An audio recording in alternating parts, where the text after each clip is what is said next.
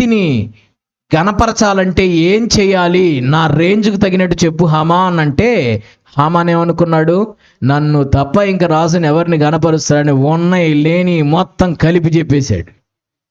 అయ్యా, నీ గుర్రం మీద ఎక్కించాలి, నీ కిరీటం ఆయన తల మీద పెట్టాలి, నీ మెడలో వేసుకునే హారం ఆయన మెడలో వేయాలి, ఊరంతా ఊరేగించాలి, అందరూ చప్పట్లు కొట్టి జయధ్వనులు చెయ్యాలి అని చెప్తే హామాన్ అనుకున్నాడు, మొత్తం నాకు చేస్తాడేమో అనుకుంటే చివరికి రాజుగారు అన్నారు, ఒక్కటి కూడా తగ్గకుండా నువ్వు వెళ్ళి మొర్దెకైకి చేయిపో ఆ విషయాలన్నీ అన్నాడు.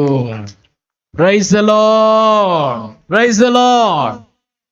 రాజు గణపరచాలని అపేక్షిస్తే, రాజుగారు గణపరచాలనుకుంటేనే ఈ రేంజ్లో ఉంటే, రాజులకు రాజే గనక ప్రభువులకు ప్రభు అయిన యేసయ్యే గనక నిన్ను